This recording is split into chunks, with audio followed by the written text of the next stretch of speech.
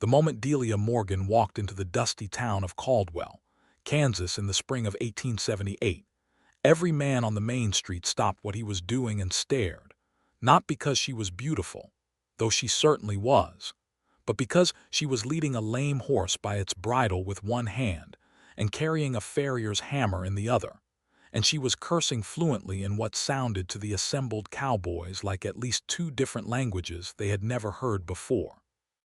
She had ridden hard from Dodge City, which sat some 30 miles to the northwest, and the journey had not been kind to either her or the chestnut mare she called Coppertone. The horse had thrown a shoe somewhere along the packed earth trail, and rather than wait for assistance or slow her pace to a pitiful walk, Delia had dismounted and led the animal the last 4 miles herself, talking to it the entire way in a low, steady voice that shifted without effort between English, Spanish, French, and the Comanche tongue she had learned from the woman who raised her through the hardest years of her childhood. Caldwell was a cattle town, busy and loud and smelling strongly of livestock and sawdust and coal smoke from the blacksmith's forge. It was a border town sitting right on the edge of Indian territory, the kind of place where deals were made and broken before noon, and where a person's history mattered considerably less than what they could do with their hands. Delia had always liked that about cattle towns. They tended not to ask too many questions. She was 26 years old, with dark brown hair that she kept pinned up under a wide-brimmed hat, and eyes the precise color of good river water, somewhere between gray and green depending on the light. She wore practical clothes, a divided riding skirt in dark wool, a cream-colored blouse with the sleeves rolled to the elbow, and boots that had seen considerable mileage. There was nothing delicate about the way she moved. She walked like someone who had covered a great deal of ground in her life and expected to cover considerably more before she was finished.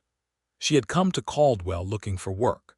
Not the kind of work that most towns offered women in 1878, which was to say teaching school or taking in laundry or working in one of the establishments along the shadier end of the street. Delia was looking for work on a cattle operation, and specifically she was hoping to find ranchers who needed someone who could manage horses, negotiate with suppliers in multiple languages, and keep records in neat, accurate ledgers. She had done all of these things before, on a ranch outside of Santa Fe that belonged to a man named Harding Beaumont, whom she had served faithfully for 3 years before he married a woman from Boston, who decided that Delia was too competent and too present and too everything, and who had made Harding's life miserable enough that he had eventually handed Delia a generous severance and an apologetic look, and told her he could not keep her on. She had taken the money and the apologetic look and had ridden northeast without looking back once. The blacksmith's shop was easy to find in Caldwell. It was the building making the most noise, and the heat rolling off it was visible in waves even from the far end of the street.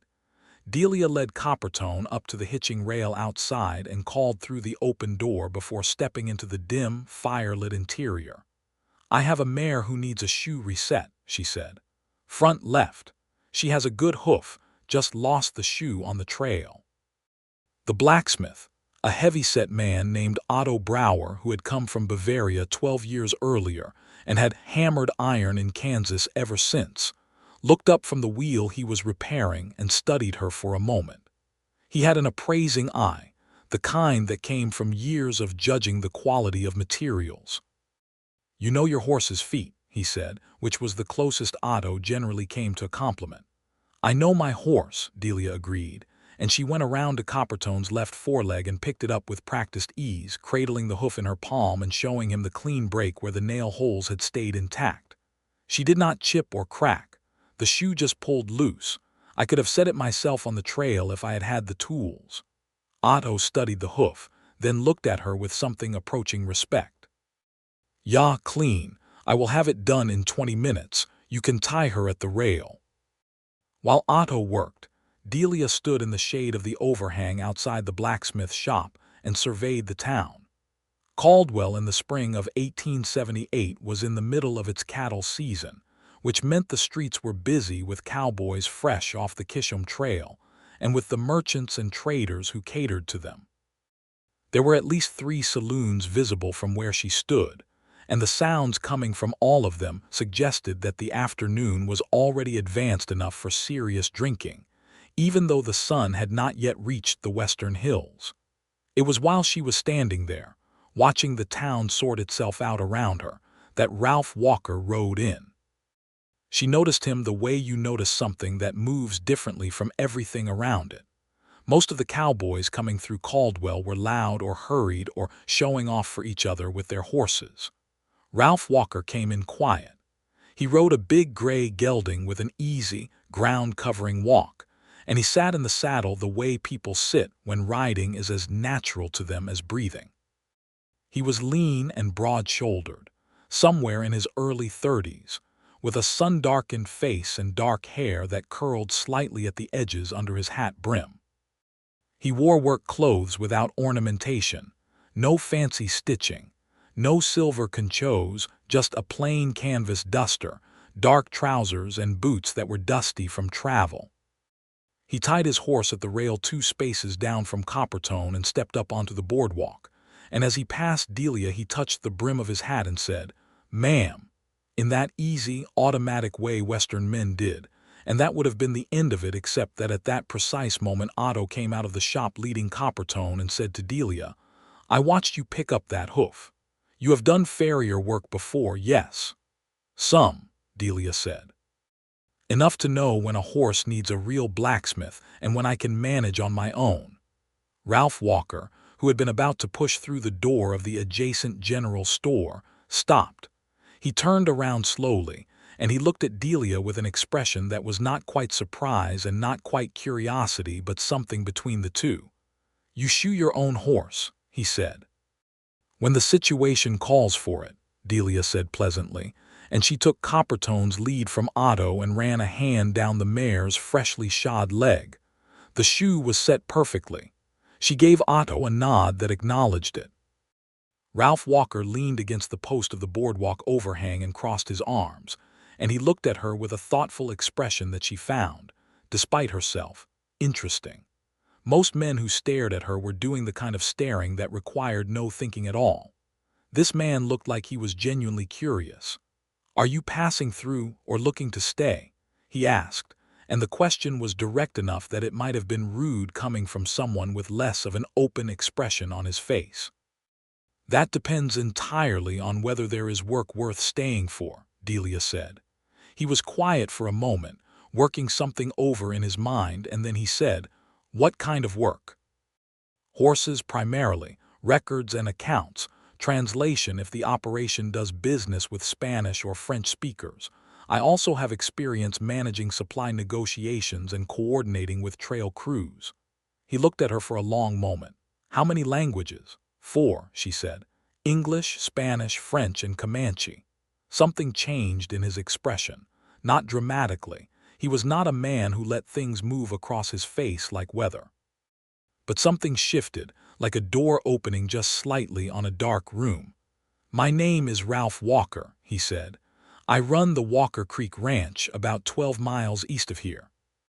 I have been looking for someone who can manage the horse operation and deal with the Spanish-speaking suppliers we use out of San Antonio.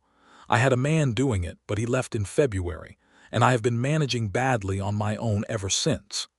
Delia studied him. He looked her back in the eye without flinching, which she took as a good sign. Men who could not meet your gaze were almost always hiding something. "What happened to the man who left?" she asked. "Went to Colorado for the silver," Ralph said simply. "No hard feelings. I might have gone too if I did not have cattle." She almost smiled at that. Almost. "What is the pay?" He named a figure that was fair. Better than fair, actually, for the work he was describing. She wondered if he knew that or if he had named it by instinct, and she decided it did not matter. "I will want to see the operation before I commit," she said. "I have been taken on at ranches that described themselves better than they were." "That is reasonable," Ralph said. "I can take you out there tomorrow morning if you want to stay the night in town. The hotel is decent enough." He paused. I should tell you straight out that some of the men on the crew are going to have a hard time with a woman in a management role. I will not lie to you about that. They will get over it, Delia said, or they will find another outfit. I have managed that situation before. The corner of his mouth moved. It was not quite a smile. It was the shadow of one, the suggestion that somewhere in Ralph Walker there was a sense of humor that he did not deploy carelessly. I imagine you have, he said. She took the room at the Caldwell Hotel, which was indeed decent. She washed the trail dust off herself, pinned her hair up fresh, and lay on the bed staring at the ceiling for a while, thinking about the ranch she had left in Santa Fe, and the look on Harding Beaumont's face when he had handed her the severance pay, apologetic and uncomfortable and fundamentally unable to stand up for someone who had served him loyally for 3 years, because the woman he wanted to marry found that person inconvenient. She had not been angry exactly. She had been tired. She had been tired of being useful to people who could not quite commit to valuing her. She told herself, in the dark of the hotel room, to go carefully. That Ralph Walker had an honest face and named a fair wage was not enough. She would see the ranch.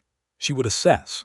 She would not let herself be charmed by a man who looked at her like she was genuinely interesting. She very nearly convinced herself. In the morning, Ralph was waiting at the hotel with his gray gelding and a spare horse for her to use, since Coppertone needed a day's rest. He had brought coffee in a flask and offered her some without making a production of it, which she appreciated.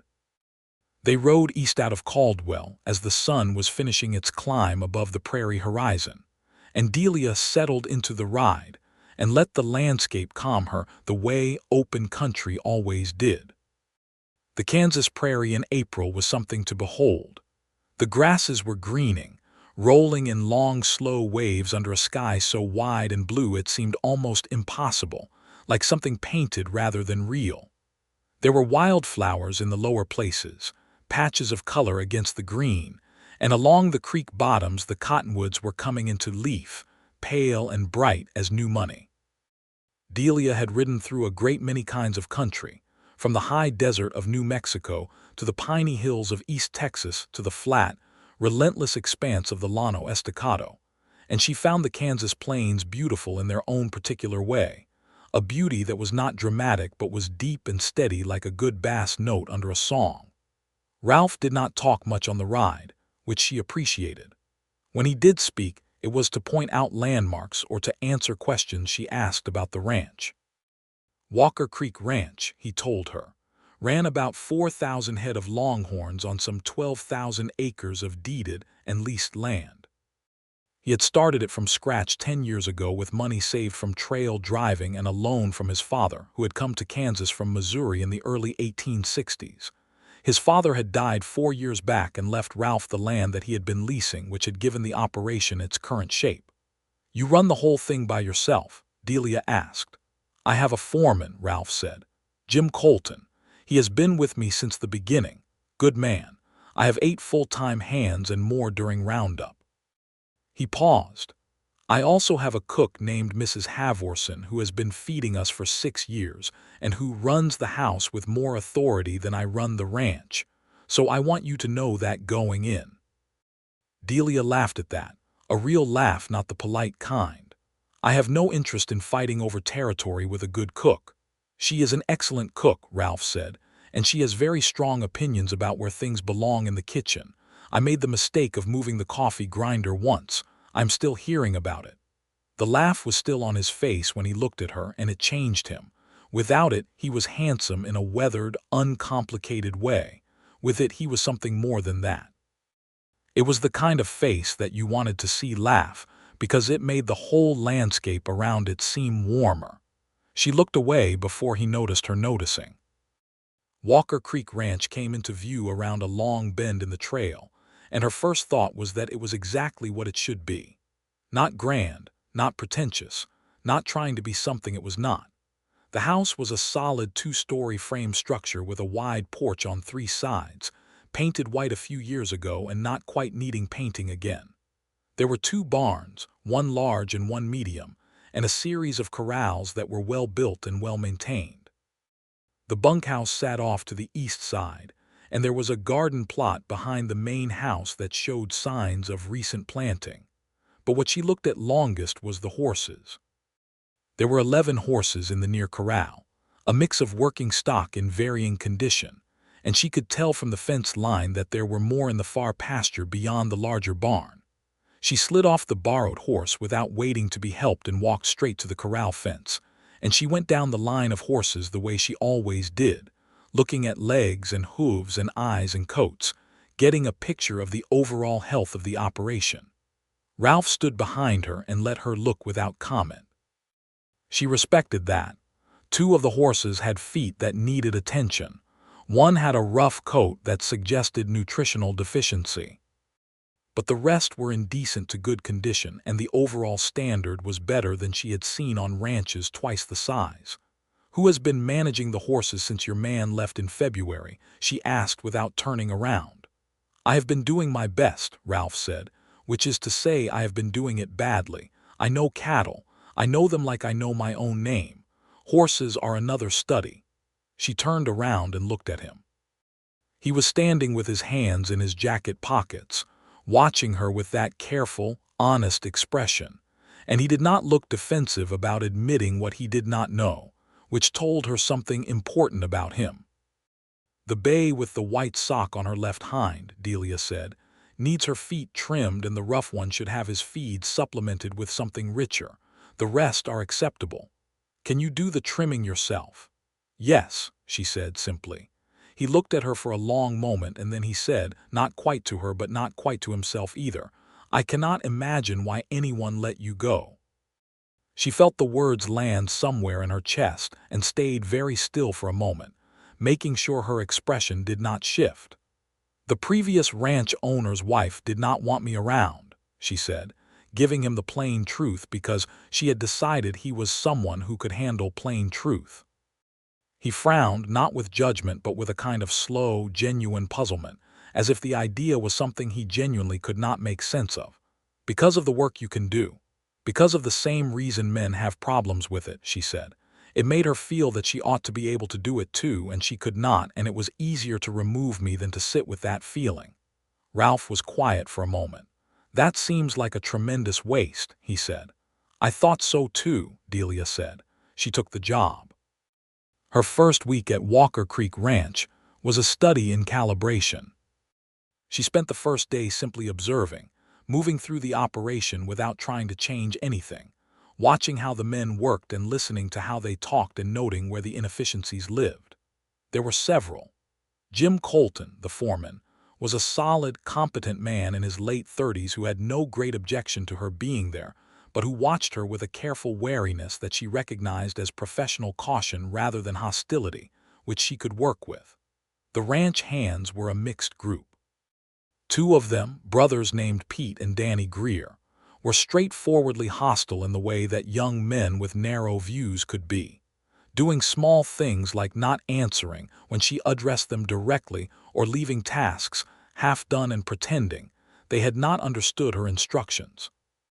The others settled into a cautious neutrality fairly quickly, partly because Jim Colton made it clear that Ralph had brought her in with authority, and partly because within that first week she did something that shifted the atmosphere entirely. On the 4th day, one of the working horses, a powerful sorrel gelding called Thunder, stepped badly coming out of the barn and went immediately lame in the right foreleg.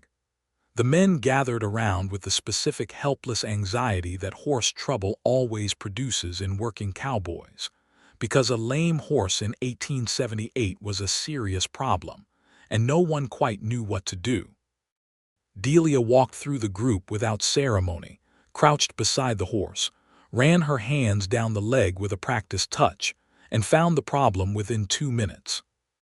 A stone had driven up into the soft tissue of the frog, the tender triangular pad of the hoof, and the resulting bruise was significant but not dangerous if treated correctly.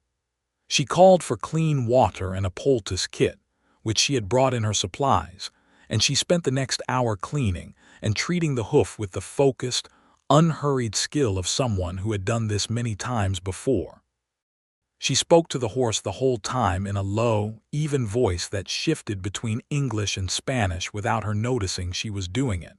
And the horse, who was a horse who normally made trimming his hooves a considerable exercise in patience, stood perfectly still and let her work.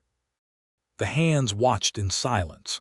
Afterward, a man named Caleb Tucker, who was the eldest and most experienced of the crew at around 40, leaned against the fence and said to her, "Where did you learn to do that?"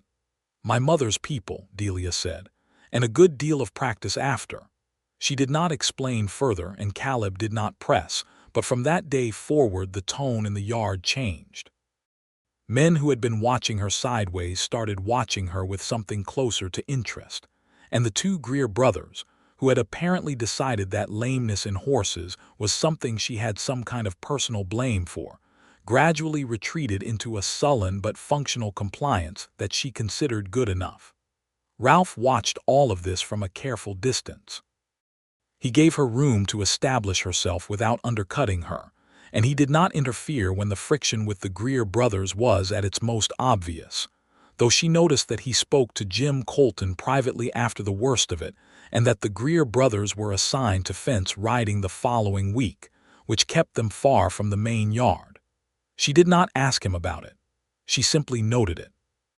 They had their first real conversation. Their first conversation that was not about horses or supplies or work, about 2 weeks into her time at the ranch. It was an evening in late April, warm enough that the porch was pleasant after supper, and Delia had brought her ledger out to work in the last of the daylight when Ralph came out and sat in the other chair without asking, the way people do when they have been living in the same space long enough that formalities wear thin. "You are staying in the extra room in the house," he said. "That is going to cause talk in town." "I know," Delia said, without looking up from the ledger. "Is that a problem for you?" He thought about it. She appreciated that he actually thought about it rather than giving an immediate reassuring answer. "No," he said finally.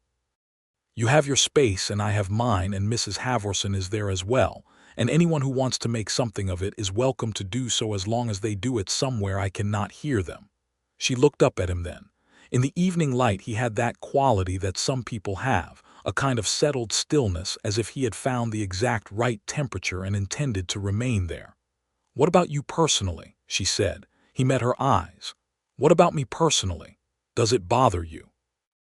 "Having people talk about you." He looked out at the prairie, where the evening light was doing extraordinary things to the grass. "I grew up in a small place," he said. "People always talked. I spent a long time worrying about it. Then my father died and I understood that the things I had spent time worrying about were not the things that mattered." He paused. "Does it bother you? People have been talking about me my entire life," Delia said. "I learned to let them. It is like weather. You cannot stop it, so you dress appropriately and keep moving." He laughed at that, a full laugh this time, and she felt warmth in it the way you feel warmth from a fireplace across a room. That evening opened something. After that they talked regularly, in the evenings on the porch, or at the supper table after the men had cleared out, or occasionally on the long rides that took them to the farthest parts of the property to check on fencing and water sources. Ralph told her about his father, a quiet, careful man who had broken land and held on to it with a stubbornness that was not dramatic but was absolute, and about his mother, who had died when he was 12 and whom he remembered mostly in pieces, a particular laugh, the smell of the bread she made, the way she could calm a frightened animal with just her voice. Delia told him about her own history in pieces, the way she always did, parceling it out carefully because she had learned that her story tended to make people either pitying or uncomfortable, and she did not like either response. Her father had been an Irish-American soldier who married her mother, who was Comanche and Mexican, a woman of extraordinary intelligence and capability who had been taken from her people as a child and raised by a Mexican family in Santa Fe, who had absorbed language after language the way other people absorbed sunlight. Her mother had died of cholera when Delia was 10, and after that she had moved between different households, learning whatever was around her to learn, carrying her mother's gift for languages like a physical inheritance. She had ended up on ranches because ranches were places where capability mattered more than background, at least more than most places. "Your mother must have been remarkable," Ralph said. "She was the most capable person I have ever known," Delia said, and there was a quality in her voice that she heard herself and recognized as grief, old and worn smooth like river stone, but still present. "You are like her," Ralph said quietly. She looked at him. The words had not been flattery. They had been an observation, offered simply, and they hit her somewhere deep because she had spent years hoping they were true and being afraid they were not quite. "Thank you," she said, and meant it in a way that was bigger than the two words could fully carry. In May, the Spanish-speaking suppliers from San Antonio arrived, which was the moment that Ralph Walker fully understood what he had in Delia Morgan. The suppliers were three men, headed by a sharp, careful businessman named Eduardo Vasquez, who had been dealing with Walker Creek Ranch for 2 years, and who had a standing practice of using the language barrier to his advantage in negotiations. Because neither Ralph nor Jim Colton spoke more than basic trail Spanish, and Vasquez's English became considerably less functional when price was under discussion. Delia greeted Vasquez in fluid, formal Castilian Spanish, the kind learned from books as well as from the street, and watched his expression shift through several stages from surprise to assessment to something approaching pleasure. She negotiated with him for 2 hours with Ralph sitting beside her quietly, and she obtained prices for the horse stock they needed that were 14% better than the ranch had paid the previous year. When Vasquez left, she wrote out the summary of the negotiation in the ledger and handed it to Ralph without comment. He looked at the numbers for a long time. 14%, he said. "He is a good businessman," Delia said. "He respected the negotiation. I think he also appreciated not having to pretend." Ralph looked at her across the table. The late afternoon light was coming through the window at an angle that caught the dust motes in the air and made them look like something deliberate. His expression was the one she had started to catalog, the one she thought of as his thinking face, where he was working something through carefully before he said it. "I want to ask you something," he said, "and I want you to know that it has nothing to do with the job." "All right," she said, careful. "Did anyone ever tell you they were grateful to have you?" "Not for what you can do, just for being there." She was very still for a moment. The dust motes moved in the light. Outside she could hear the distant sounds of the yard, horses and men, and the ordinary machinery of the ranch's evening. "No," she said. "That seems like an extraordinary oversight," Ralph said. She looked at him for a long moment. He was not looking away. He was looking at her with that steady, clear regard that she had been trying and increasingly failing to be purely professional about. "Ralph," she said. "I know," he said. "I'm not trying to make things complicated. I just wanted you to know." She stood up from the table and went to the window and looked out at the yard. The evening star was visible above the western horizon, early and bright, and the sky behind it was still that deep clear blue that the Kansas sky got before it turned dark. "It is already complicated," she said, "whether you try to make it so or not." He was quiet. "I will need you to be patient with me," she said. "I have not had many reasons to trust that things will not go wrong." "I know the feeling," he said. She turned around and looked at him. He was sitting at the table with his hands flat on the surface, and his expression was open and unguarded in a way that she had not seen on him before, and it struck her with a kind of physical force that this was someone who was also, in his own careful way, afraid of things going wrong. She sat back down. "Tell me about that," she said. And he did. He told her about the woman he had been engaged to, a woman named Clara Payne, who had come from Ohio to Caldwell to marry her cousin's business partner, and who had spent 6 months on the Walker Creek Ranch, and decided that she could not live as far from civilization as 12 miles off the main road. She had been right. He had tried to talk himself into believing that he could change the situation enough, that he could build more, do more, be closer to what she needed. But the truth was that the ranch was the ranch, and he was who he was, and she had gone back to Ohio 3 years ago, and married a man who ran a dry goods store in Columbus. And he thought she was probably happy, and he was glad for that. But the experience had left him careful in ways he had not been before. Careful and perhaps more alone than was entirely good for him. Delia listened to all of it. She did not offer easy comfort or easy parallel, she just listened, and when he was done she said, "She was not wrong to go. You were not wrong to stay. Those things can both be true." "I know," he said. "I have known it for a while, but it is different hearing someone else say it." "Someone else," she said, with a slight emphasis on the words. He met her eyes. "Yes," he said. They sat like that for a moment, with the evening coming down around the house and the lamp between them making its small circle of warm light, and something settled between them that had not quite been settled before. After that, things moved slowly, the way they should between two careful people who have had things go wrong before. They moved slowly and attentively, like people navigating country they want to know well, not rushing through it but stopping to look properly at each landmark. Ralph took to riding with her on the morning checks of the far pastures, which was something he had left to Jim Colton before.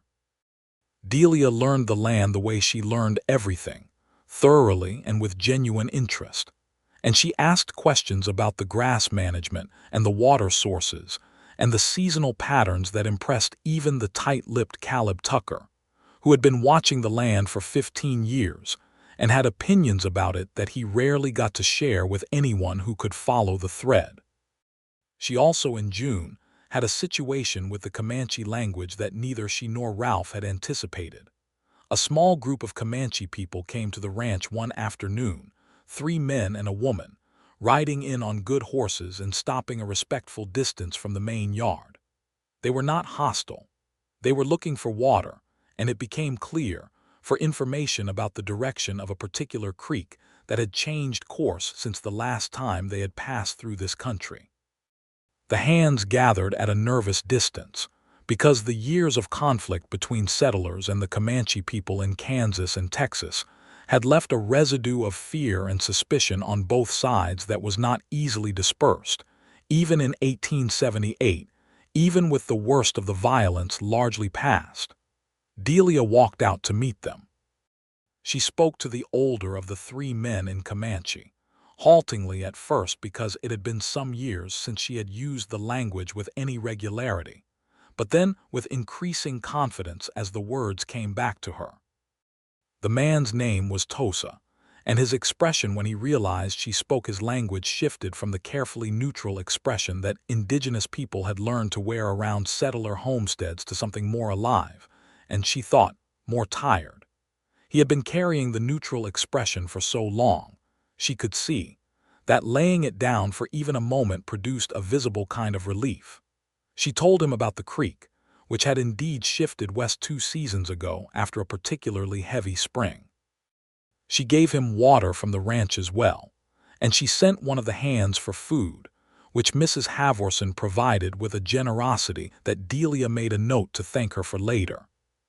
Tosa spoke for several minutes about the water in the region, about the grass, about the patterns he had observed over decades of traveling this country, and Delia listened and stored the information carefully because it was the kind of knowledge that could not be found in any book. When they left, she stood watching them ride west and felt the familiar complicated grief that came with anything connected to her mother's people. The grief of connection to something that had been systematically destroyed, of language and knowledge and ways of living that were being pressed out of existence by the relentless advance of settlement and government policy. She knew what was happening to the Comanche people, the reservation system, the breaking of the old way of life, the grinding reduction of a people who had been extraordinary to something that the federal government found manageable and small. She did not look away from that knowledge. She carried it. Ralph stood beside her. He had watched the whole encounter from the yard. "You told them about the creek," he said. "Yes." "They knew things about the water table in this valley that no surveyor has ever written down," she said. "Tosa told me there is a spring on the eastern edge of your property that runs dry by August, but that can be reached by digging 3 feet in a specific spot. He has known it for 40 years. Ralph was quiet for a moment. "Will you show me where?" he said. She looked at him. "You are going to actually go look?" "Why would I not?" She thought of Harding Beaumont, who had smiled politely when she translated things and then done whatever he had already decided he was going to do. "No particular reason," she said.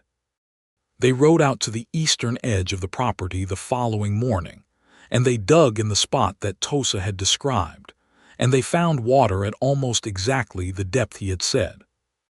Ralph stood looking at the small upwelling of clear water in the dry grass and then looked at Delia with an expression that was equal parts astonishment and something deeper. "He knew this from riding through here years ago," Ralph said. "His people have been reading this land since before there were settlers within 1,000 miles, Delia said. "It is not magic, it is observation carried across generations." "What is being lost," Ralph said quietly, "is enormous." She had not expected that from him. She had not expected the specific gravity of the statement, or the way he said it, as if it was something he had genuinely considered and arrived at rather than something he was saying for her benefit. She looked at him for a long time in the morning light. "Yes," she said, "it is." Something passed between them in that moment that was different from everything that had come before, a recognition of a particular kind. The kind where you realize that another person's moral landscape is wider than you had dared to hope. By July, the summer heat had settled over the Kansas plains with the full weight of the season, and the ranch was in the middle of its busiest period, with trail drives arriving and departing, and the constant demanding work of a large cattle operation at peak.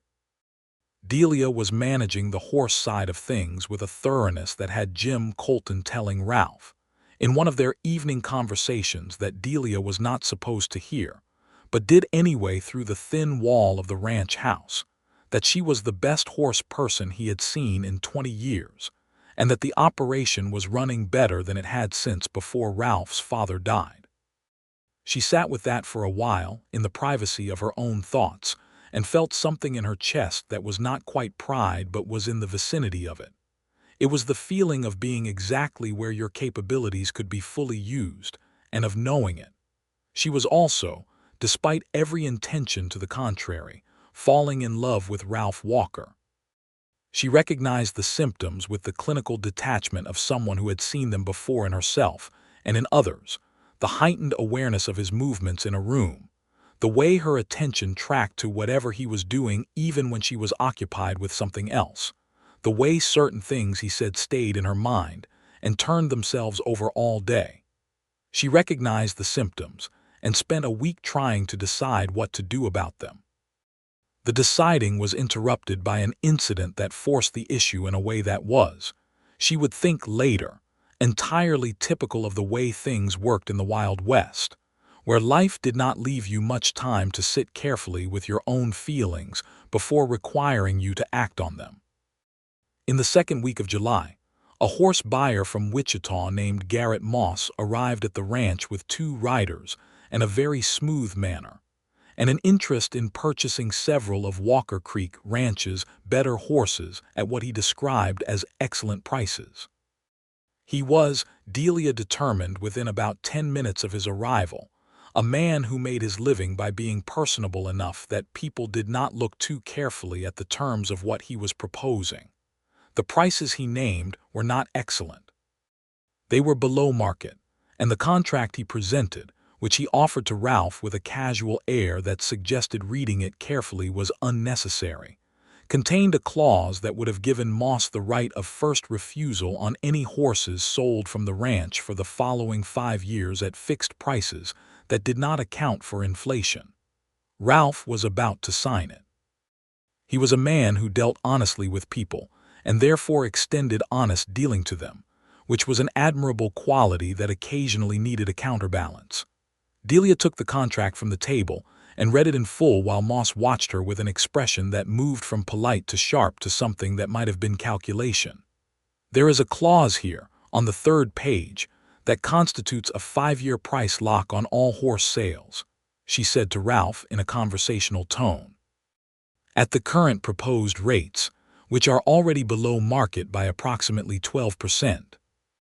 Garrett Moss smiled the smile of someone who has been caught doing something and has decided that brazening it out is the best strategy. That is standard in our contracts, he said. Perhaps in your contracts, Delia said, looking directly at him. It is not standard in this industry, and you are aware of that. Moss looked at Ralph. Where did you find her? He said, with a tone that was meant to be amused and dismissive at once.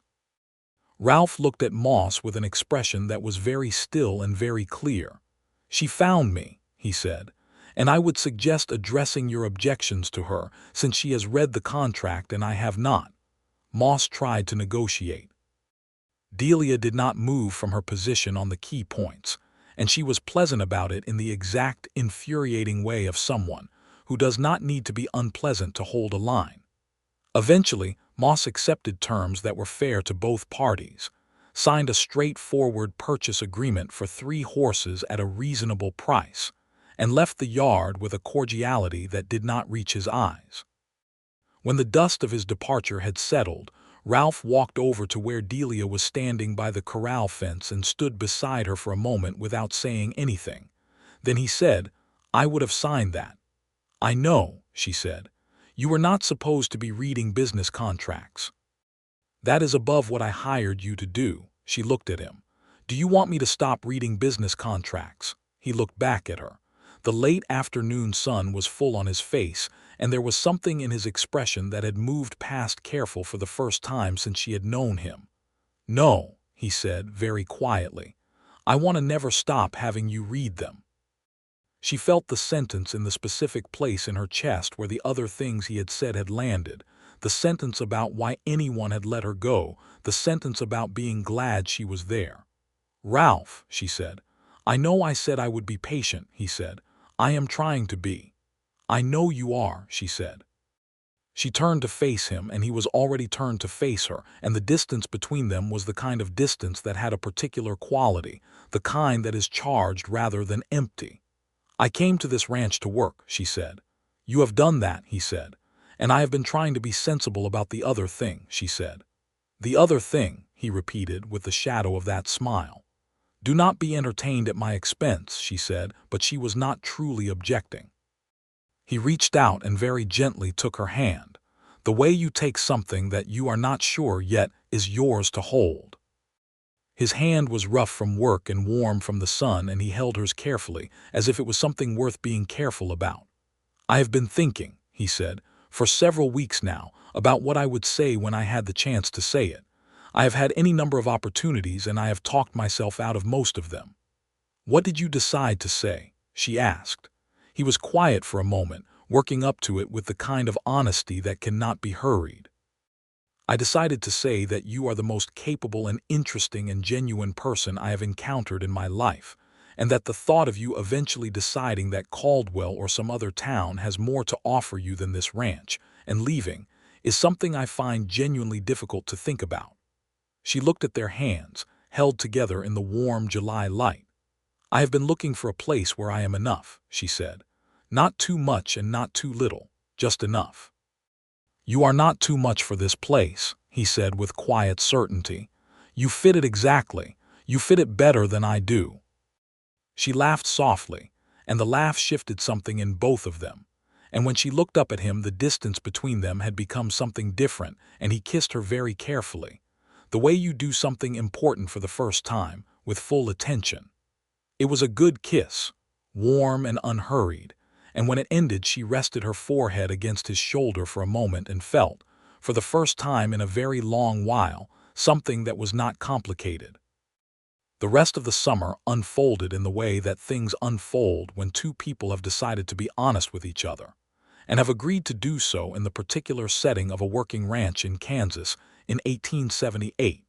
Which is to say that there was a great deal of ordinary life happening around the extraordinary thing, and the extraordinary thing had to be tucked in between the ordinary life, the evening conversations and the morning rides and the occasional brief touch when passing in the yard. The kind of small intimacies that build something real when they are accumulated over time. Jim Colton observed the development with the careful discretion of a man who has worked for Ralph Walker for 10 years and knows that the man's happiness matters, and that commenting on it directly would be the wrong thing to do. He simply became, almost imperceptibly, slightly more thorough about arranging for Ralph and Delia to be working in the same parts of the ranch at the same times, which both of them noticed and neither of them acknowledged. Mrs. Halvorson was less discreet. Mrs. Halvorson was a woman in her 50s who had come from Norway with her late husband 20 years ago, and had outlasted him and several other chapters of her life, with a steady, unsentimental pragmatism that nevertheless contained a deep and genuine romantic streak that she expressed primarily through cooking. When she began making Sunday suppers that lasted 3 hours and required the remaining household members to find reasons to retire early, both Ralph and Delia understood what was happening and were grateful for it. In August, a letter arrived for Delia from a cousin in Santa Fe, who had heard through the small, interconnected network of people who kept track of each other across the West that Delia was working at a ranch in Kansas. The cousin's name was Maria Elena Reyes, and she wrote in a mixture of Spanish and English with occasional forays into what appeared to be emphatic French when the subject matter required it. And the letter made Delia laugh and cry in quick succession, which she did in the privacy of her room. The letter contained news that Harding Beaumont's ranch had been badly managed since Delia's departure, that the records were a mess, and that the woman from Boston had apparently discovered that running a Santa Fe cattle operation was not the picturesque endeavor she had imagined from Boston. It was not information that made Delia feel vindicated exactly. It made her feel something quieter and more complicated than vindication, a kind of completion, as if a chapter had finished, and she had not known until now that she had been waiting for it to finish. She wrote back to Maria Elena in Spanish and told her about Walker Creek Ranch and about Caldwell and about the Kansas Plains and about Ralph Walker in terms that were careful enough to be deniable, but that she knew her cousin would read correctly. Maria Elena's reply, which arrived in October, was 3 pages long and almost entirely in French, which Delia suspected was because her cousin found French the most satisfactory language for the delivery of opinions, and contained the phrase, "finally," someone worth the trouble of caring about, in a passage that Delia read twice, and then folded carefully and kept in the small tin box where she kept her most important things.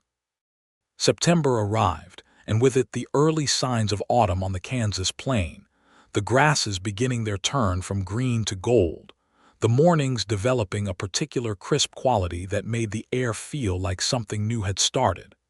It was the month that Ralph asked Delia to marry him, and the way he did it was entirely in keeping with who he was, which is to say that there was nothing theatrical about it.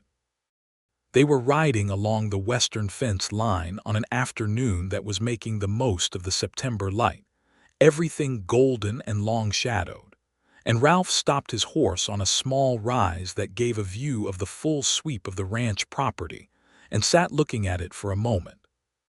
"I want to ask you something," he said. "You have said that before," she said. "This is a different question from last time." She looked at him. He was looking at the land, and his expression had that combination of certainty and vulnerability that she had come to understand was what courage looked like on Ralph Walker. "I am not going to be a simple person to be married to," he said. "I will not promise you a large life or a fashionable one. What I can promise you is this land and this work, and my full attention and my complete honesty, and the absolute certainty that I will never ask you to be smaller than you are." He paused. "I would also like to say, for the record, that anyone who let you go before was a fool, and I intend to be smarter than that." She looked at him for a long moment, at the serious, earnest, capable face of the man who had given her room to work and had listened when she spoke, and had looked at the moral weight of the world's injustices with genuine sadness rather than convenience. "I want to stay," she said. "That is my answer. I want to stay." He let out a breath as if he had been holding it for some time, which she thought was probably true, and he reached over from his horse to hers and took her hand and held it in the autumn afternoon on the high Kansas plain, and the land spread out around them in every direction, enormous and golden and impossibly quiet, except for the wind. They married in October, in the small church in Caldwell that smelled of wood and candle wax, on a day when the cottonwoods along the creek were entirely gold, and the sky was the specific deep blue of Kansas autumn. Maria Elena came from Santa Fe for it, arriving 2 days before on the stage and immediately occupying the kitchen with Mrs. Havorson in a collaboration of such focused energy that every person on the ranch found reasons to stay out of the house until the day of the wedding itself. The ceremony was conducted by the Reverend Thomas Gill, a dry, kind man who had been marrying and burying the people of Caldwell for 12 years, and who performed the service with a brisk efficiency that left room for the actual feeling of the occasion without getting too ceremonious about it. Jim Colton stood as Ralph's witness. Maria Elena stood as Delia's. Caleb Tucker cried, which no one had expected, and which he subsequently attributed to dust in his eyes, which no one believed. Delia wore a dress that Maria Elena had brought from Santa Fe, deep blue wool with cream trim, and she had her hair down for the first time in Ralph's experience of her, and the effect was considerable. He stood at the front of the church and watched her walk up the aisle, and his face did the thing it did when he was feeling something strongly, which was to become very still, and she saw it and felt it like a hand against her chest. When Reverend Gill got to the part about speaking now or forever holding your peace, there was a brief moment when Pete Greer, one of the hostile brothers, seemed to be gathering himself for something, and the entire church went fractionally still, and then Danny Greer, the younger one, put his hand on his brother's arm and the moment dissolved. Nobody said anything about it afterward. Some things you let pass. The words they said to each other were the standard words, the ones Reverend Gill prescribed, but Ralph added one thing that was not prescribed, which was that he looked at Delia directly after the official vows and said, very quietly but not so quietly that the front pews could not hear, "I will spend the rest of my life being grateful that you came to Caldwell." She kept her composure, but it was a close thing. The wedding supper that night at the ranch was the finest meal anyone connected to Walker Creek could remember, owing to the combined efforts of Mrs. Havorson and Maria Elena, who had decided somewhere in their 2 days of kitchen collaboration that they were friends in the deep, immediate way that some people become friends, without needing time for it. There was dancing on the porch afterward, the kind that happens when someone produces a fiddle, and several people discover that dancing on a porch in October under a starlit Kansas sky, with the smell of autumn grass coming off the plain, is one of the finer things available to human beings in this life. Delia danced with Ralph in the yellow lantern light with the stars overhead, and he danced the way he did most things, with more grace than you would expect from a man his size, and she thought, with her head against his shoulder, that this was the kind of happiness she had not let herself fully imagine because imagining it had seemed like tempting fate. She let herself imagine it now. She let herself have it, fully and without reservation, and it felt like setting down a weight she had been carrying so long she had forgotten it was there. The winter settled over Walker Creek Ranch with its full Kansas character, which meant deep, dramatic cold punctuated by the warm spells the locals called Chinooks, when the wind shifted and the temperature climbed 20 degrees in an afternoon, and everything smelled like the approach of a spring that was still months away. Delia and Ralph navigated the first months of their marriage with the ease of two people who had already spent 6 months learning each other's habits and the particular texture of each other's silences, and the transition from colleagues to husband and wife was less an adjustment than a deepening. She continued to run the horse operation and the ranch accounts. He continued to run the cattle and the land. They consulted each other on both, and the ranch ran better than it ever had, and both of them knew it. In December, Delia received a letter from Eduardo Vasquez in San Antonio proposing an expanded supply arrangement that would require someone from the ranch to travel to Texas for a week of negotiations in the spring. Ralph and Delia discussed it over supper and decided that both of them would go, which Jim Colton took note of without comment but with evident approval, because Jim Colton had a sentimental streak under his practical exterior that liked the idea of the two of them doing business together in Texas.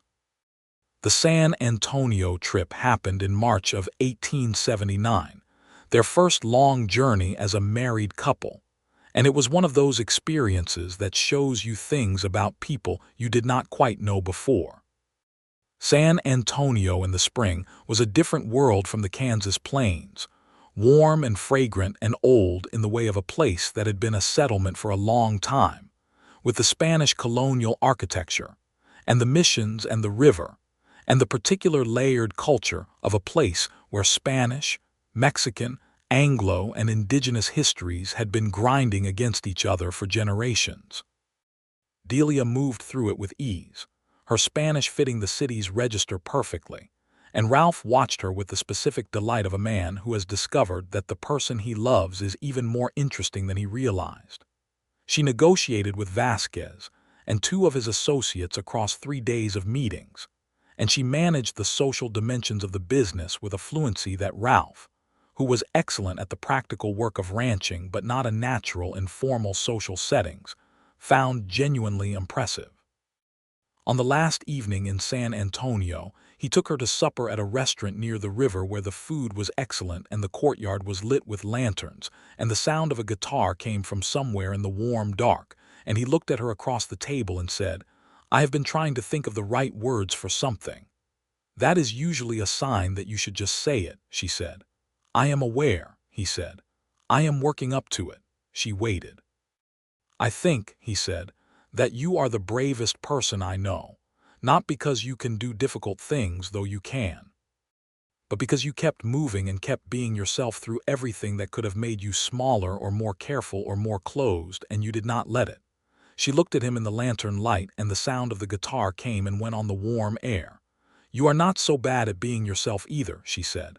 "I have had more advantages," he said.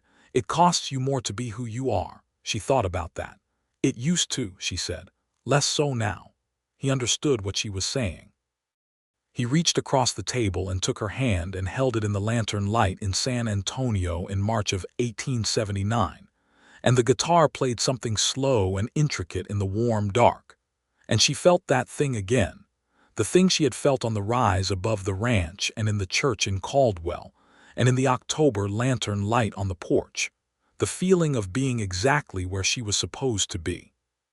They went back to Walker Creek in April, and the spring unfurled around them, the grasses greening, the cottonwoods coming into leaf, Coppertone moving lazily around her pasture in the warm afternoons with the self-satisfied air of a horse who has landed in good circumstances. The work of the ranch ran on through the spring and into summer, and Delia expanded the horse breeding program in a direction that Ralph trusted her to take, and she established a record-keeping system so thorough and clear that Jim Colton said it was like being able to see the whole ranch at once just by opening the ledger, which was the highest compliment he knew how to give.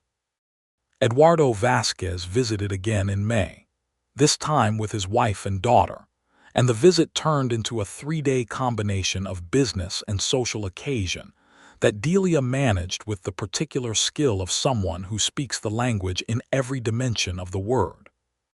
Vasquez's wife, a warm, precise woman named Consuela, took to Delia immediately and spent 2 days following her around the horse operation with keen interest, and by the end of the visit had proposed a correspondence about horse breeding techniques that continued for several years afterward. In June, Delia discovered she was pregnant. She had suspected for a few weeks before she was certain, and she took a day to be certain before she told Ralph, who was in the barn that evening attending to a difficult foaling, and who came out covered in straw and looking tired, and found her waiting by the fence with an expression he had learned to identify as the one she wore when she was about to say something important. She told him. He stood very still for a moment, and then he crossed the space between them and held her in the way you hold something of great value, carefully and completely, and she felt him breathe once deeply against her hair. "Are you well?" he asked. "Entirely," she said. "Are you happy?" he asked. She pulled back enough to look at him. "Very," she said. His face did the thing where everything in it rose at once, all of it visible for a moment before it settled back into the face she loved. "I am going to need a minute," he said. "Take it," she said. He took it. He turned and looked out at the evening prairie for a moment with his hands in his hair, and a quality in his stillness that was different from any of his other stillnesses. And then he turned back and looked at her with such unguarded feeling on his face that she took a step toward him and put her hand on his chest. "Everything is good," she said. "I know," he said. "That is what I am having the minute about." She understood that. She understood it exactly. The pregnancy was straightforward and the autumn was good. Delia continued to work through most of it, adapting the physical elements as they became necessary, and the crew responded to the news of the coming baby with a warmth that reflected how much the atmosphere of the ranch had shifted in the year since she had arrived.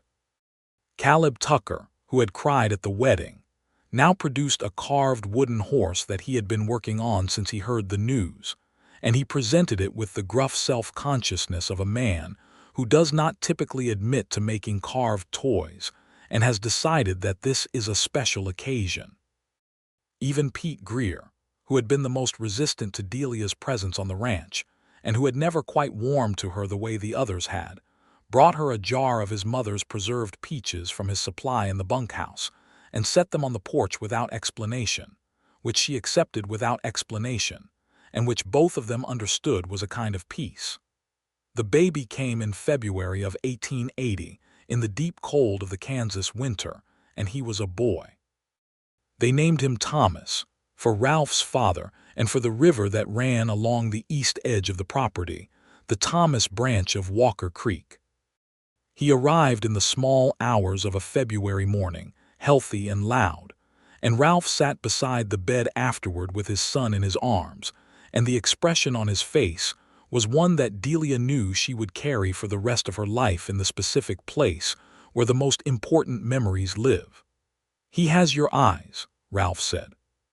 "He has your ears," she said, which was true. They were slightly large, and it made Ralph laugh in the soft, delighted way he laughed at things that genuinely delighted him, and the baby, startled by the sound, opened his eyes wider, and they both sat watching him do that, and the night settled quietly around the three of them.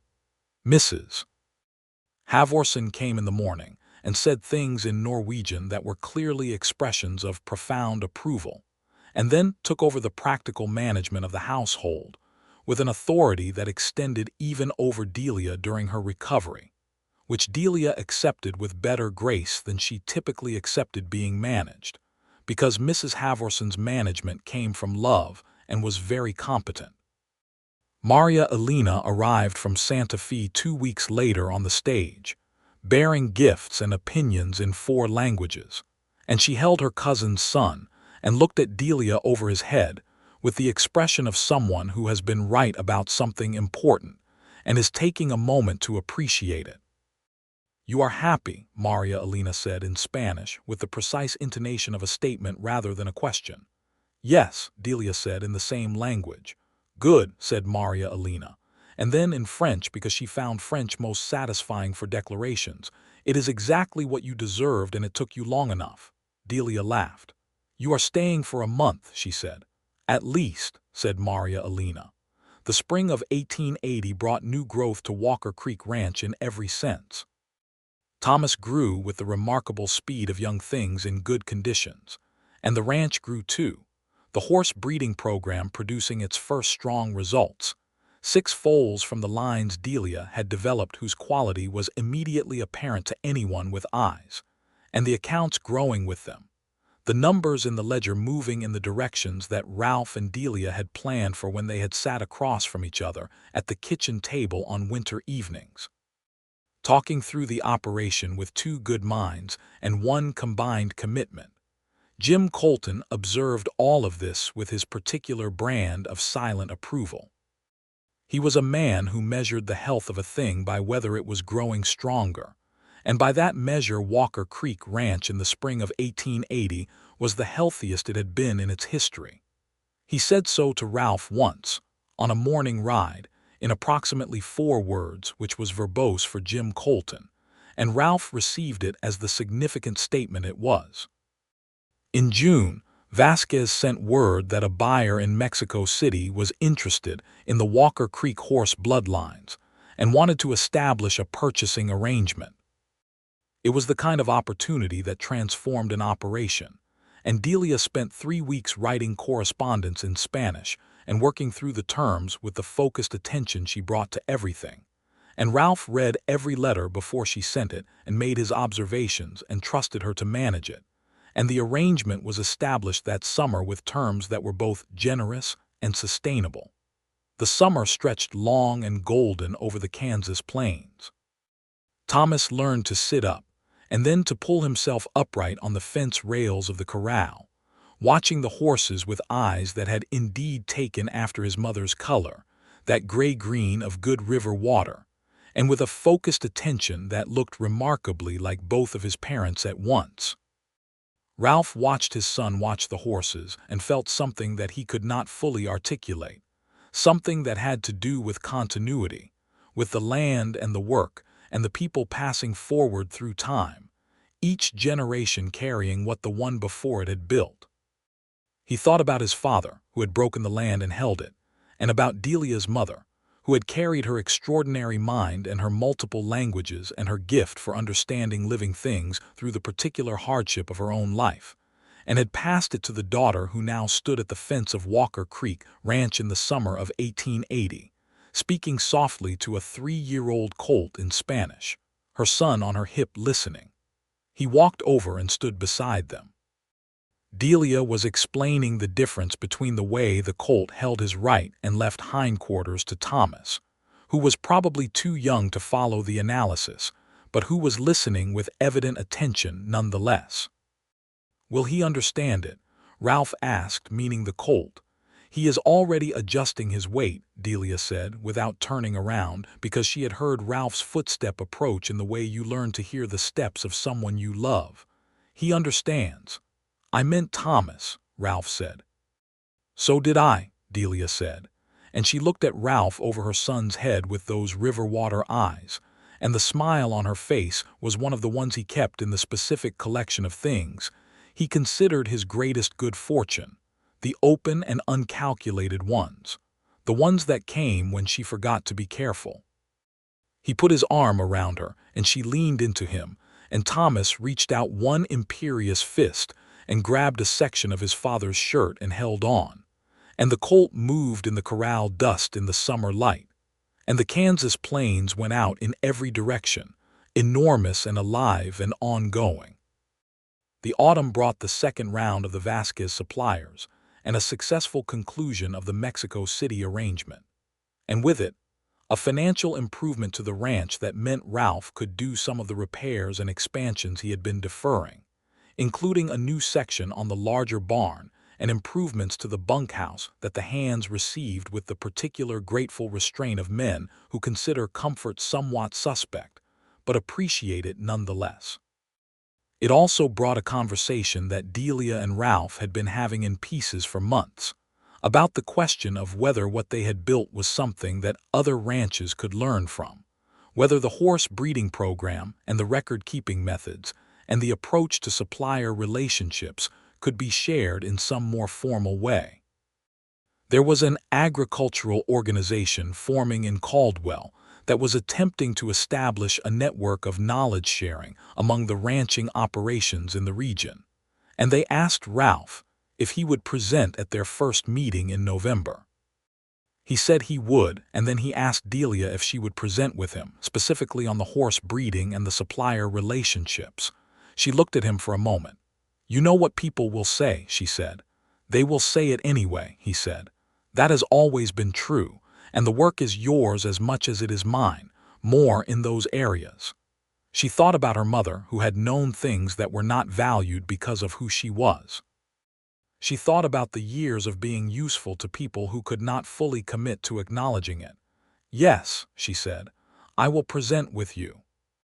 The Caldwell Agricultural Society meeting was held in the town hall on a cold November evening, with perhaps 40 ranchers and their family members crowded into the space. Ralph and Delia presented together, with Ralph covering the cattle operation and land management, and Delia covering the horse program and the supplier network. And she stood in front of those 40 people and spoke clearly and without apology about methods and outcomes and numbers. And the room was quieter than it had been before she started, and not in a bad way. There were questions afterward, and most of them were genuine questions from people who wanted to know more. And two of the ranchers' wives cornered Delia near the door afterward and asked her detailed questions about the record-keeping system that turned into a conversation that lasted 20 minutes, and that Ralph watched from across the room with an expression that was specifically and visibly proud. On the way home in the wagon with Thomas asleep on Delia's lap wrapped in a wool blanket, Ralph said, "You were the best thing in that room." "You were good too," she said. "I was fine," he said. "You were the best thing." She looked at the stars above the prairie road, the winter stars enormous and precise in the cold, clear air. She thought about Caldwell, Kansas, 1878, and the woman who had walked down the main street with a farrier's hammer and a lame horse and 4 languages in her head and a history of being the most capable person in a room and still somehow not quite enough. "I think," she said, "that I am enough here." "You are more than enough," Ralph said. "You are exactly right." She leaned her head against his shoulder, careful not to wake Thomas, and felt the wagon move through the dark under the winter stars, going home to Walker Creek Ranch, going home to Mrs. Havorson's warm house, and the sound of the creek and the horses in the barn, and the ledger with its neat, accurate columns, and the life she had built in this place with this man who looked at her like she was exactly the right amount of everything. The road home was quiet, and the stars were the kind that seemed close, and Thomas breathed the steady breath of sleeping children, and Ralph drove the horses with one hand and kept the other around his wife, and the Kansas plain went on in every direction, dark and wide, and full of the particular silence of a place where things are exactly as they should be. The years settled into themselves with the unhurried rhythm of a well-run life. Walker Creek Ranch grew with the steady, unspectacular growth of something built on good foundations, expanding not into grandiosity but into depth. The horse program developing a reputation that brought buyers from Texas and Colorado, and eventually further. The cattle operation maintaining the solid productivity that had always been its character. The land itself looked after with a care that kept it healthy season after season. In 1882, Delia gave birth to a second child, a girl they named Clara after Ralph's mother, not the Clara who had gone back to Ohio. The name had always been his mother's before it was anyone else's. Clara came into the world with her mother's dark hair and her father's gray eyes, and an immediate, cheerful certainty about her opinions that made everyone in the house laugh. Thomas, who was too and firmly under the impression that he ran the household, observed his sister for the first week with scientific detachment, and then made his decision and became her most devoted protector, a role he carried with a seriousness that made his parents exchange looks over his head. The summer after Clara's birth, Tosa came through the country again, this time alone and traveling south, and he stopped at Walker Creek Ranch for water and stayed an afternoon. He and Delia sat on the porch and spoke Comanche for 2 hours while Ralph listened and understood perhaps a tenth of it, and was content with that, because what he could see was his wife's face doing something it did rarely in those extended conversations, a particular quality of attention and comfort that came when she was in the language of her mother's people. Tosa admired Thomas and Clara with the measured appreciation of someone who has seen many children and finds them, on the whole, adequate. He spoke with the specific sadness of a man watching the world he knew become something smaller, and Delia listened and did not offer false comfort but sat with him in it, which was the more honest and more respectful thing to do. He gave Thomas a small carved horse before he left, which Thomas held with both hands and studied with the gravity of someone receiving something important. After Tosa had ridden south, Ralph found Delia by the corral in the long late afternoon light, and he stood beside her and was quiet for a moment. "Will he come through again?" he asked. "I do not know," she said. "The routes are changing. Everything is changing for his people." "I wish it were otherwise," Ralph said. "I know," she said. And then, after a pause, "Having someone wish it with you matters, even when it does not change the thing."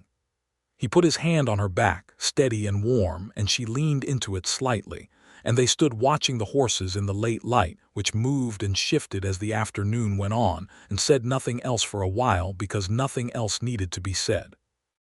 By 1884, the Walker Creek horse breeding program had developed enough of a reputation that Eduardo Vasquez's contact in Mexico City had been joined by 2 buyers from California, and a representative from a large operation in Argentina who had heard of the bloodlines through the network of horse people that exists in every era, across all the distances that horses travel.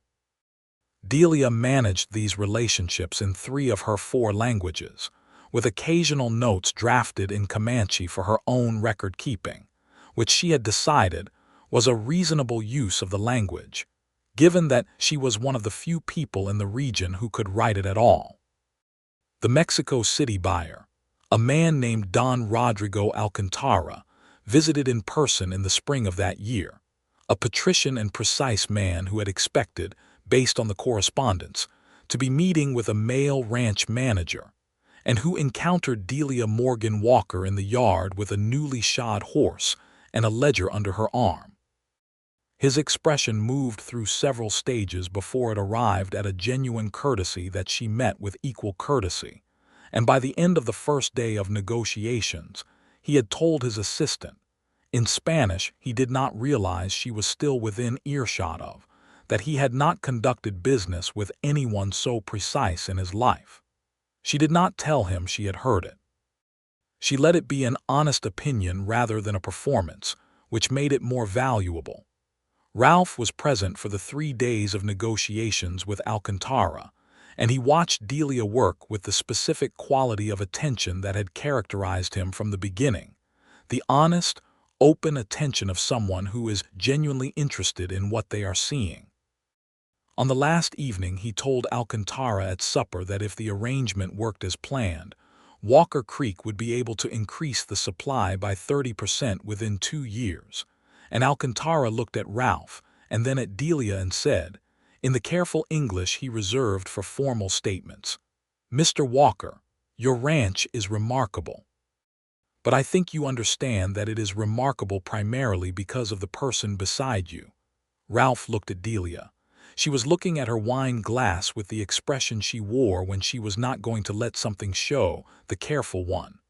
"I have understood that for some time," Ralph said. And then to Delia, "I believe you are being complimented."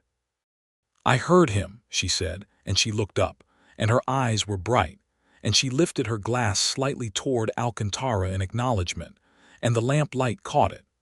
The years beyond that were full and good, the kind of full and good that is not continuous drama, but is the sustained warmth of a life well built and well tended. Thomas grew into a serious, capable boy with a gift for horses that came from both sides and a patience with animals that exceeded even his parents. He was at Delia's side in the barn by the time he was 6, holding instruments and asking questions with a focused persistence that made Caleb Tucker say, one afternoon, "That boy is going to be a finer horseman than anyone in this county," which was high praise from a man of Caleb's economy. Clara grew into a bright, sociable girl who collected languages with the same instinctive ease as her mother, acquiring Spanish from the ranch's connections with Vasquez and his network, French from the letters that passed between Delia and Maria Elena, that she pestered her mother to translate, until Delia simply began teaching her, and a spattering of Comanche that she learned from the stories Delia told about her grandmother, about the woman who had been Delia's mother, who had known the language first. The winter evenings in the Walker Creek Ranch house took on a particular quality as the children grew. A warm, populated quality, Mrs. Havorson in her corner with her knitting, Jim Colton occasionally brought in from the cold for supper, Ralph at the table with his accounts, Delia at the desk with her correspondence or her ledger or whatever book she was reading, Thomas with a carved horse in his lap that was perpetually being stabled under the furniture, Clara talking to anyone who would listen. The lamplight was warm, and the smell of Mrs. Havorson's cooking was permanent, and the wind came off the Kansas plain in the winter nights and hit the solid walls of the house and went elsewhere. In 1886, Delia was asked by the Caldwell Agricultural Society to deliver a lecture on horse breeding and ranch management at their annual gathering, not as part of a shared presentation, but as the primary speaker. She accepted, and she prepared for 2 weeks, and she stood in front of a room of 120 ranchers and their families, and spoke for an hour with the calm authority of someone who knows exactly what she is talking about, and is no longer working to convince anyone of her right to say it. Afterward, a young woman came up to her, perhaps 19 or 20, with the look of someone who has just seen something she needed to see and has not yet worked out what to do with it. She said that she wanted to learn what Delia knew about horses and about management and about negotiation, and could she come to Walker Creek and learn. Her name was Annie Buchanan, and she was the daughter of a ranching family east of Caldwell, and she had a quality that Delia recognized because she had had it herself once, the quality of someone who has more capability than their circumstances currently have room for. Delia looked at her for a moment and then said, "Come on Tuesday. Bring clothes you can work in." Ralph's reaction when she told him was simply, "How old is she?" 20, Delia said. "Good," he said, and after a moment, "What does she want to learn?" "Everything," Delia said. "Good," he said again, and went back to his accounts. Annie Buchanan arrived on Tuesday and stayed for 3 months, and what she learned in those 3 months was, by her own accounting years later, more than she had learned in the previous 20 years of her life. She learned to manage a horse breeding program and to keep the kind of records that made an operation legible to anyone who needed to read them. She learned enough Spanish to conduct basic supplier negotiations. She learned how to stand in a room full of men who were not sure she belonged there and look as though the question had never occurred to her, which was, Delia told her, not a lie but a discipline. When Annie left, she cried a little and said that she did not know how to thank Delia, and Delia said, "Learn the rest on your own. You have everything you need, and when you can, teach someone else." Annie said she would.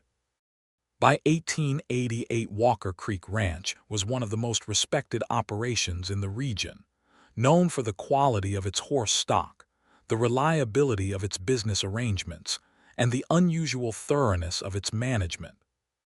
Ralph Walker was regarded as a successful and solid rancher, which he was. Delia Morgan Walker was regarded as something that the cattle country of Kansas had not quite had a category for before she appeared in it, something that created its own category by existing in it long enough. The children grew, and the ranch grew, and the grass came back every spring with the reliable generosity of things that have been properly tended, and the cottonwoods along the creek put on their leaves in April and dropped them in October, and the horses moved in the pastures in the long summer days with the loose, easy motion of animals that are well cared for. Delia turned 40 in the autumn of 1892, and the children organized a supper that involved Mrs. Havorson, who was now in her 60s and had no intention of retiring, and Maria Elena, who came from Santa Fe for it as she had come for other occasions, and who showed no signs of finding the journey less worthwhile as the years passed. Jim Colton was there, and Caleb Tucker, who was now the oldest hand on the property and whose carved horses had become, over the years, a small collection that occupied a shelf in the ranch house with the earnest quality of things made with love rather than skill. Ralph stood up after the supper to say something, and he was not a man who made speeches. which was why the room was quiet when he did. He said, "I have been trying for 14 years to find the words for this, and I have never quite managed it. So I will say the plain version, which is that there is nothing in my life, not this land or this work or anything I have built, that I am more grateful for than the afternoon I came through Caldwell and found a woman with a farrier's hammer and a lame horse who made me feel, within about 10 minutes, that I had been managing on my own for entirely too long." The room laughed and Delia looked at her husband across the table with the river water eyes that Thomas had inherited, and that Clara would too in the right light, and she felt the same thing she had felt at the corral fence 14 years before, the thing that had taken her a long time to trust, the feeling of being exactly right. "You were also managing badly," she said, which made everyone laugh again, including Ralph, the full laugh that she collected with the same care that Caleb Tucker made his horses. The evening went on in warmth and talk, and the particular ease of a gathering where everyone belongs, and the stars came out over the Kansas plain in the crisp October sky, the winter stars beginning their rotation above the enormous dark. And inside the lamplit ranch house of Walker Creek, the people who made up this life gathered themselves around the table. And outside the horses moved in the dark pasture, and the creek ran along the eastern edge of the property, where the spring still came up clear from the spot that a Comanche man named Tosa had described on a morning ride 14 years before. Delia sat at the table in the warmth and the lamplight and looked around at all of it, at her husband and her children and her friends, and the life she had built in this place. And she thought about the woman who had walked into Caldwell with a farrier's hammer and no certainty of what was ahead, and she felt for that woman a tenderness that was also a kind of gratitude, for having kept moving, for having stayed open, for having walked into the right blacksmith's yard on the right afternoon and stood still long enough for the right person to stop and ask what kind of work she was looking for. She had been looking for a place where she was enough. She had found more than enough. She had found the specific, irreplaceable abundance of a life where what you are and what you love, and where you belong all point in the same direction, like a compass needle that has finally found its north, steady and certain, and at rest. Outside, Walker Creek ran on through the October dark, and the land lay wide and quiet under the stars. And inside the warm house the laughter rose and fell like music, and Ralph Walker reached across the table and took his wife's hand, and she held it in both of hers, and the night went on, full and good and complete.